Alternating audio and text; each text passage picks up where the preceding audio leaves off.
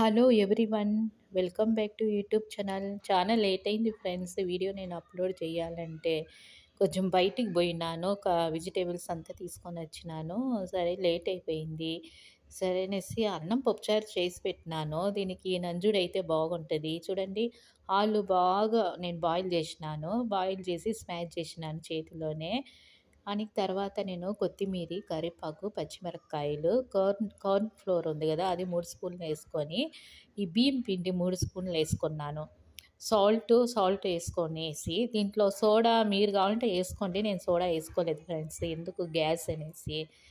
అందుకనేసి నేను సోడా వేసుకోలేదు, కొంచెం సాల్ట్ వేసుకున్నాను. సాల్ట్ వేసుకున్నాక వాటర్ పోయొద్దండి. అంటే ఆలు ఆల్రెడీ బాగా బాయిల్ అయింది కదా, దాంట్లోనే తడి తడిగా ఉంటుంది. అదే తడి తడిగా ఉంటుంది. ఇట్లా చేతిలోనే స్మాష్ చేసుకుంటా ఉన్నాను చూడండి. ఇట్లా చేతిలోనే బాగా ఉండలు లేకుండా చేతిలోనే స్మాష్ చేసుకోవాలి. ఎంత బాగుంటుంది ఫ్రెండ్స్. ఇది బాల్స్ మాదిరిగా చేసుకొని నూనెలో డీప్ ఫ్రై చేసుకొని, దాంట్లో టమాటా సాసు ఉంది దాంట్లో, అట్లా తింటే ఎంత టేస్టీగా ఎంత బాగుంటుంది. కొంచెం నేను ఆయిల్ వేసుకున్నాను, కొంచెము అంటే కొంచెం చేతికి తగులుతూ ఉంది. అట్లా ఇట్లా చేసుకున్నాను చూడండి. ఒకటి చేసి పెట్టుకున్నానే, అట్లా చేసుకోవచ్చు. నేను రౌండ్స్ బాల్స్ మాదిరి చిన్న చిన్నవి చేసుకుంటా ఉన్నాను.